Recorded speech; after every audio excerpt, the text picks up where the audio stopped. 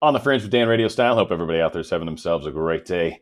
We've got probably the top three, the holy trinity of news coming out today. Of course, the election's on the news. People are going to be talking about that until, probably after the election, maybe even way longer. Also, talking major virus stuff. Got some major news coming out around the virus. Not just the CDC 94.6%. We've actually got some other very interesting news around that that's very promising. Also, the violence. These guys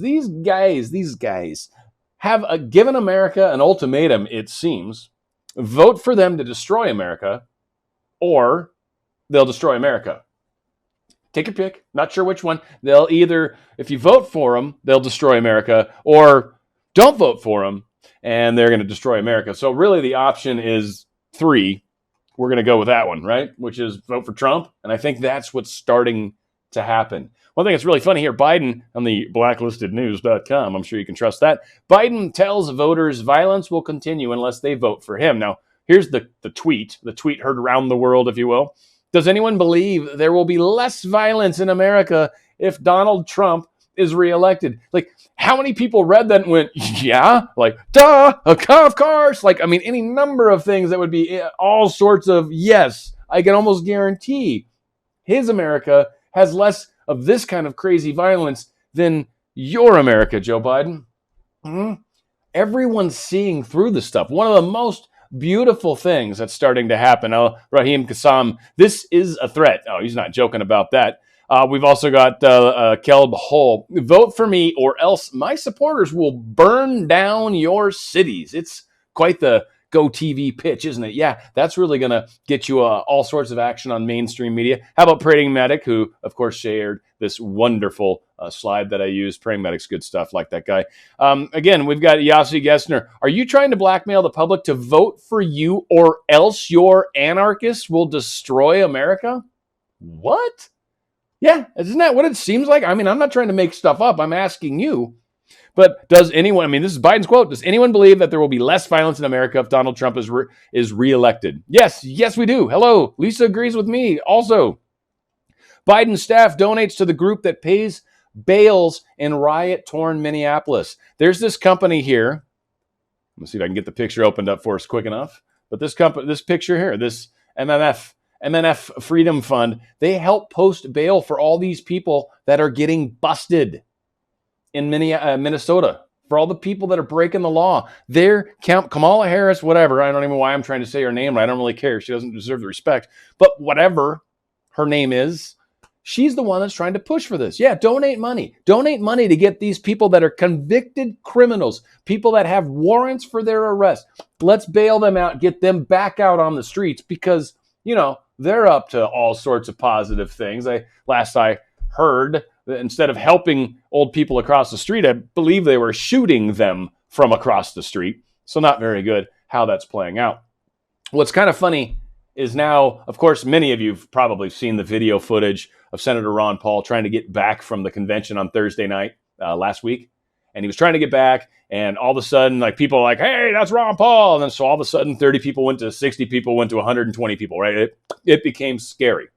This guy's got 2 police officers with 10-speed bicycles, or basically police bikes, holding them up, trying to create a barricade, pushing the crowd back on both sides. At one point, someone kind of pushes him in. The cop looks like he was going to fall down. Looks like he was about ready to give up on his life. Like, he was just like, I don't know. And like Ron Paul's like, Jesus, no, don't do this to me.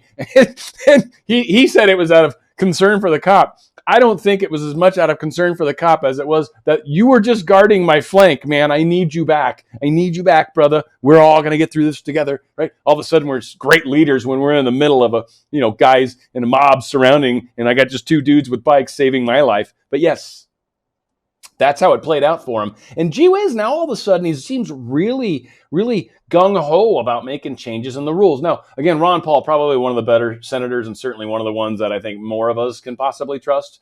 Again, he's still a politician. So as far as I'm concerned, he's got all sorts of dirt all over him no matter what. But that being said, he's talking about like locking people up. Hey, we'll figure it out. Whatever happens, we'll get you in jail. We'll ask questions because they want to figure out, is money crossing state lines? Meaning, am I in one state over here and I'm paying money and then people are coming across state lines to do something because of what I've done? Am I maybe leasing a bus over in state A, and then maybe driving that bus from state A to state B. That becomes a federal offense at that point. That becomes a major deal. Now, to his point, the only way you can really figure that out is if you arrest people and essentially, start threatening all sorts of horrible, you'll be in jail for the rest of your life. And then they're like, nah, so-and-so from this city said, we'll get on this bus. And I did. And so again, they're trying to get people to really sell up everyone above them. And right now it seems to be happening in a lot of cases. But the violence is hurting the Democrats so badly.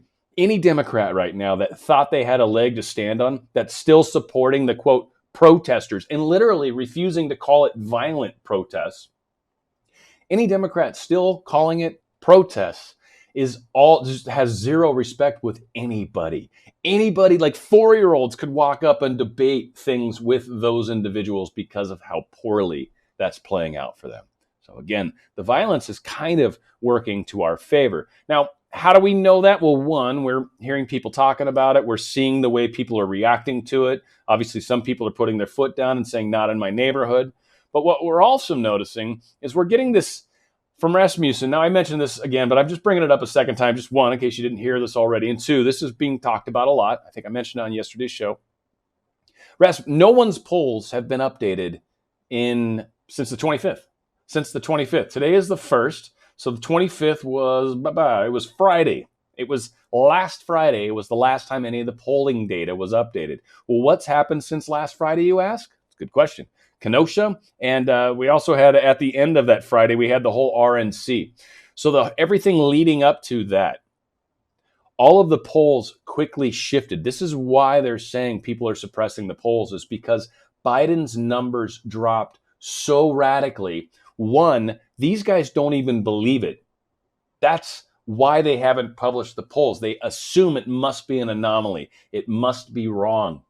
Why else wouldn't they? Even if Biden only went down 7 points. What if he went down 10 points? They'd show it. How much do you think he's gone down? 40 points? 30 points? I mean, is it possible that Trump is maybe looking at something like a 60, 70% favorability over Biden right now? Not to mention the huge percent of people that don't know, right? Like, think of how many people definitely don't want to vote for Biden because of all the violence and maybe don't want to vote for Trump. I don't know who else they're going to vote for, but essentially, it's not going to hurt what we're trying to do. But think of how many people fall into that category. God, I really don't want to have to vote for Trump. Okay, then vote for Biden. Oh, I definitely don't want to do that. Okay, well, good luck figuring it out. And that's where a lot of people are at. Nothing's been updated since the 25th. RCP average, economics, YouGov, The Hill, HarrisX, Rasmussen, which is funny that Rasmussen's calling them all out because you haven't updated your numbers either, big guy. But let's show where they were at. As of the 25th, Biden was up only one in the Rasmussen poll, which is typically one of the ones that people like to believe. All right, so let's get to the virus news because this is actually pretty fascinating. And I want to cover this from a few angles. First off, the first story I want to show, the headline, is sort of incorrect. And I want to call this out only in that I want to try to help people understand what are we looking for when we're looking at news, looking at headlines. You've got to be really good. You could have a news article like the Daily Wire that is going to be bringing up a lot of very positive, very likely correct stuff. But their actual, based off of reading it all, their actual headline's actually incorrect. They say, New York Times, up to 90% of people who test positive for COVID-19 no longer contagious. That's not true. That's not what this article says. That's not true. Now, 90% of people who test positive for COVID most likely have such a significantly small amount of the virus that they are most likely not contagious. It's not that they're no longer contagious. So I want to say, and again, it's a small distinction, but if you read it differently, it's actually, what this is saying is way different, is no longer contagious. No, that's not true. A lot of people might either have a small amount of the virus or a larger, or they could be coming off the tail end of it. But what this all comes down to, let me break this down for you so we don't get too lost in the weeds, even though we're about to. So it turns out that the, quote, PCR, this is the old reliable workhorse, the study they use. And what this PCR study does is, well, one, it's both too slow, as they've said. So this is part of the problem with Quest Diagnostics, which is going to come up as well. And also comes into how long it takes to get these results back. And which also is going to explain why Trump is investing so much money in getting the rapid response tests made by a different company, and it does things a little bit differently. Let's talk about those differences. So this guy's workhorse is slow, all that great. And it all hinges on a metric called the cycle threshold. What does the cycle threshold hold? If you've been hearing about any of this, you're going to see that the current PCR test analyzes genetic matter from the virus using 37 or 40 cycles. But health experts say that is too high because it detects even small amounts of the virus that pose no risk of contagion. Let me explain that paragraph. How this works is they take a sample and they put it in their little reader thingy, right? And they run cycles, which means they run a complete test on it, and then they run another test on it, and then they run another test on it, and they run another test on it, and they run another test on it, and they take all 40 of those tests and summarize and conglomerate the results and basically say, here it is, we found 4 virus things, little pieces of virus. You are infected with a virus. But the reality of it is it's run at so many cycles, at such a high level of cycles, that it is truly picking up dead virus. It's picking up the little snippets of RNA that could be the COVID-19 one, or it could be even a separate COVID virus that has a very similar RNA genetic signature. So running it at 40 cycles is insanely sensitive. We're getting down to, you might have 2 of these molecules, 15 of these molecules in your body, a very small amount of these molecules. Now, if you get down to cycle 37 times, that not doing 3 of those actually does make a difference, believe it or not. But what the experts are recommending for a test that would likely be more correct, or at least the people that tested positive are likely the ones that should quarantine, the ones that should stay away from other people. That's where that 90% number comes in. 90% of people tested don't have enough of the virus in their system to be dangerous. Now, are they maybe early on and slowly getting sick? If they're in a higher risk category and you're testing at, and you're hitting 37 or at 40 cycles, you're finally coming up positive. I would probably retest, like a few days later, maybe, just to see if that number, that cycle count comes down. And that's what they're asking for. Not so much to stop testing this way, but show me how many cycles you had to run before you found a positive result. Did you run 30 cycles and then you found a positive result? All right, well, now you've actually got quite a bit of that virus in you because it only took 30 times to find enough of that stuff to cause a problem. Or did I have to run it 37 or 40 times? Well, that actually implies that I didn't have that much of the virus in me and that I had to run the crap out of this test in order to finally get enough of the virus to show a positive. It's almost like the positive result matters more than whether or not you're contagious, matters more than whether or not you're actually sick. And these numbers have been used to decide whether or not to keep a city or state locked down. So we're using extremely sensitive tests. It says right here, if you adjust that down to a more reasonable CT threshold of 30, anywhere from 40% to 90% of state lab results are no longer positive. If they go from 40 or 37 down to 30 cycles, roughly this many tests that we currently show wouldn't actually have showed up. So of the 6 million people that have tested positive, 40 to 90% of that 6 million wouldn't exist. 90% of 6 million, what are we, like 5 million? I don't know, like big number, right? Like most of that's not even there anymore. There'd be like 500,000 that'd probably actually have it. And what's great about that is those 500,000 probably need to be isolated, quarantined, probably need to be concerned, probably need to take care, make sure you're testing and not making sure it's getting worse and worse. Otherwise, you might need to get on some of the prophylactics and all that stuff, or prophylaxis.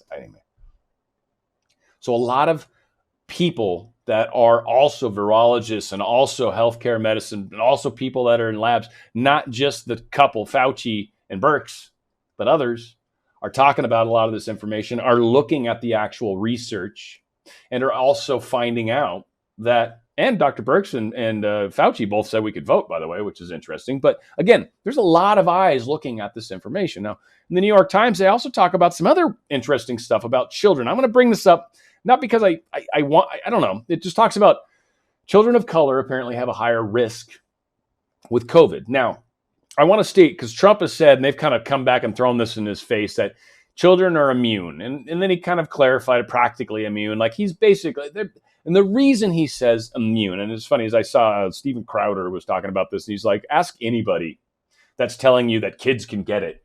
Ask them to tell you how many kids have actually been shown to have it. Now, most people don't have that answer. And then I laughed because I'm like, well, I actually found the answer, apparently.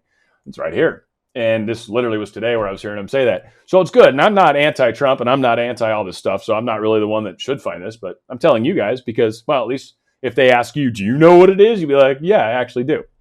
So of the 180,000 or more than 180,000 Americans that have died, of all of those deaths include 41 Hispanic children, 24 Black children, 19 white children, and 3 Asian children. I don't know why all of a sudden it's Asian American. That's funny. And 3 American Indian, Alaskan Native children, and 2 multiracial children. It's an interesting breakdown if you really think about it. But we've got just under 100 people out of 180,000. So minus that, got the 2, right? Like this very tiny percentage of people that are children that can actually get this. So again, a tiny percentage of people that are children can actually get this. I just think it's important to know. So if they say, just basically say less than 100. I mean, you could try to break it down. It does seem to affect Hispanics more than Black children, which it affects more than white children barely, which it barely affects Asians. See, I think intelligence comes into play. I'm just kidding, of course, but maybe. But again, another thing that's kind of interesting that was in the same article, Florida is severing its ties with Quest for taking too long to report 75,000 test results. 75,000 coronavirus test results that date back to April. They're still waiting on Quest. Now, Quest Diagnostic is a really big company. What do I mean by a really big company? Well, they've been around for a long time. They're very nationalized. I don't want to say exactly what I think they are, but if anyone's tied into the old bigger picture, these guys are. And for some reason, they're lagging on giving information, certainly for Florida. And they were trying to keep the Republican National Convention, I think was going to happen in Florida, or something major was going to go down in Florida, their first outdoor Trump rally, whatever it was. I don't forget what it was. I think that was what it was, a Trump rally. But that all being said, these numbers tie in together. April to now, they've just been trying to keep those numbers artificially high. And so Quest was refusing to give test results back, which I assume also meant the negatives. And I think this also ties back to when Trump said, and all the states are going to report to us directly. That's not a good voice, but whatever. And so that's how it's going to play out. And ever since that happened, ever since they started directly reporting, it's probably a coincidence. So I'll admit that to you. But ever since they started reporting directly to the government, directly to the White House, it's like all this other stuff starting to come out. Like we're learning some other things about the numbers that we didn't know before. So Quest Diagnostic is truly losing their mojo in Florida. Florida's kicking them out. It's what it sounds like. They're talking about their data. They're questioning them every way but Sunday. And again, the number of people that aren't getting tested. So if they're done in Florida, which again, they're going to this new test. I've talked about that earlier. This one is rapid results made by a different company, probably uses either a different technology than the cycle technology, or might use something more like 30 cycles, or at least tells you how many cycles, or lets you set it differently, depending. So again, it probably gives you some understanding of how to use it and how we can grow from this. So again, your coronavirus test is positive, maybe it shouldn't be. And that's something that a lot of us should think about and talk about and get the scientists to talk about. But this is what was posted in the New York Times, and they're supposed to be considered credible, I guess. I mean, I don't believe them, but whatever. In this case, it seems to work out all right for me. But yeah, the decision to test asymptomatic people is just really backwards. And that's what some of the professionals are saying. Do we really need to test as many people as we're testing? Do we really need to create this higher inflated number of sick people that aren't necessarily sick? Are we shutting down our economy more than we need to based off of false data? Again, it's so hard to find good, solid data these days. So I think that's a lot of the questions that people are starting to talk about, these PCR tests. And how many cycles are we actually looking at? Let's take a look. Let's take a talk. Let's see what we can do to make a difference. Hope you guys like what I'm doing. If you can, please hit that PayPal link below, man. It's been tough these days. Also, if you can like, subscribe, and share my videos, one of the most helpful things you can do. And if you do subscribe, hit that little bell notification icon. Always just kind of helps to let you know when my newest and greatest comes out. Where we go one, we go all. It's on the Fringe with Dan Radiostyle.